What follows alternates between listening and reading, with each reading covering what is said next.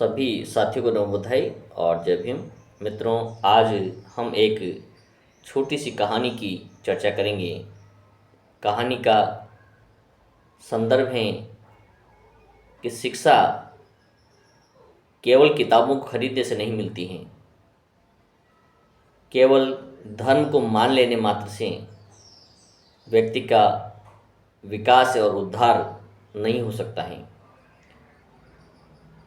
तो कहानी इस प्रकार है। एक बूढ़ी अम्मा होती हैं और वृद्धावस्था में उसके देखभाल के लिए कोई व्यक्ति नहीं होते हैं। एकमात्र बेटा होता है जो पढ़ लिख कर के योग्य बन जाता है और अपनी नौकरी के लिए विदेश चला जाता है।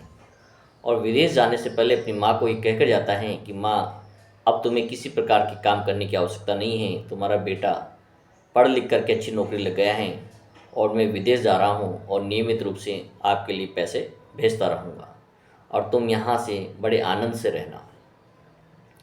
समय गुजर जाता है। बूढ़ी अम्मा की आर्थिक स्थिति दिनों दिन कमज़ोर हो जाती हैं और वो मजदूरी करने लगती हैं। बहुत वृद्धावस्था के अंदर वो मजदूरी का काम कर रही होती हैं। उधर से एक बौद्ध भिक्षु का निकलना होता है और वो उन्हें प्रणाम करती हैं। बौद्ध भिक्षु को उन पर देखकर बड़ी दया आती है कि इतनी वृद्ध माता इस उम्र में के अंतिम पड़ाव में किस प्रकार से मजदूरी करने को विवश है। तो कहती है कि हे माँ, क्या तुम्हारे परिवार में तुम्हारी देखभाल करने के लिए कोई दूसरा व्यक्ति नहीं है? तो कहती है, हे मान्यवर, हे बनते, कि एकमात्र बेटा था, वो उसको मैंने बहुत पढ़ाया लिखाया और वो नौकरी के लिए विदेश चला गया है और कह के गया था कि मैं नियमित रूप से तुम्हें पैसे भेजता रहूँगा, लेकिन उसका कोई पैसा मेरे पास नहीं आया। इसलिए अपने परिवार को चलाने के लिए, अपने पेट को पालने के लिए मैं ये मजदूरी कर रही हूँ। ये मजदूरी मैं शौक़ से नहीं कर रही हूँ, मजबूरी में कर रही हूँ। बनते उस महिला से कहते हैं कि चलो, मैं आपके घर विश्राम करना चाहता हूँ, आपके घर भोजन करना चाहता हूँ। वो वृद्ध माता उसे बड़े उत्साह के साथ अपने घर ले जाती हैं, अपना घर दिखाती हैं। और बंते जी पूछते हैं कि माता जी, आपका बेटा कह के गया था कि नियमित रूप से वो आपको पैसे भेजता रहेगा, तो ऐसा तो संभव नहीं है कि उसने पैसा नहीं भेजा हो। आप मुझे अपना घर बताइए। तो घर में जब बंते को ले जाते हैं तो बंते देखते हैं कि कच्चा सा मकान होता है, झोपड़ी होती है। झोपड़ी के अंदर मिट्टी की दीवारों पर उस महिला के द्वारा बहुत सारे डिमांड ड्राफ्ट चिपके होते हैं और एक डिमांड ड्राफ्ट की कीमत 50,000 रुपये होती है।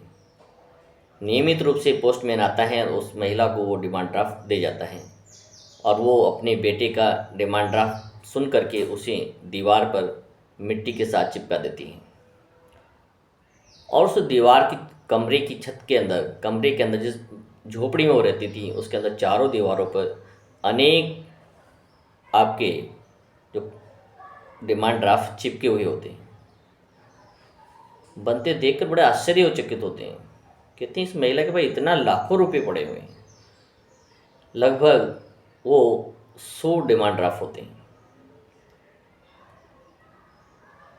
और उसकी कीमत 50 लाख होती है, जो कि नियमित रूप से उसका बेटा वहाँ भेज रहा होता है। तो बंते जी बड़े करुणा भाव से माता को बताते हैं कि हे माता श्री, आपके बेटे ने अपना कर्तव्य पूरा किया है और आपके पास लाखों रुपए हैं, लेकिन फिर भी आप मजदूरी कर रही हैं। क्यों? क्योंकि आपको इन डिमांड ड्राफ्ट को आपने कागज़ के रंग बिरंगे, गुलाबी रंग बिरंगे कप कागज़ मान करके और इसे दीवारों पर चिपका जो रखा है, ये एक कागज़ के टुकड़े की कीमत 50,000 रुपये है।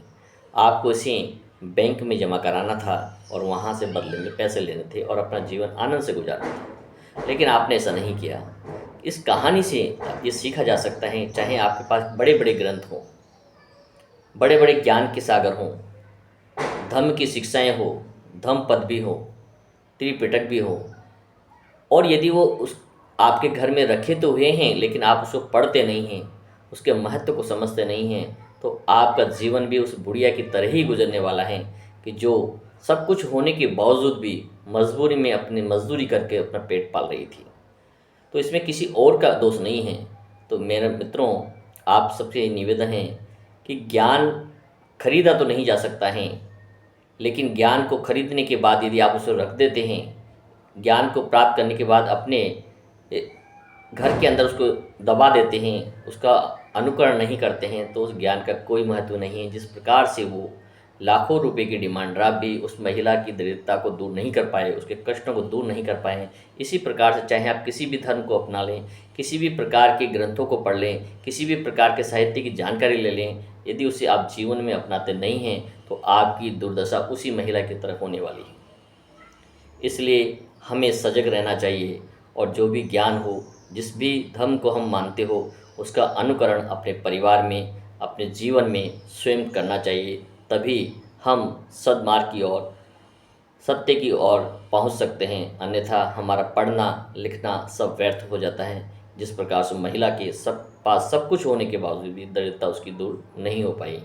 आपको ये कहानी कैसी लगी, आप अपने कमेंट बॉक्स में मुझे अवश्य बताएं। सभी को नमो बुद्धाय, जय हिंद।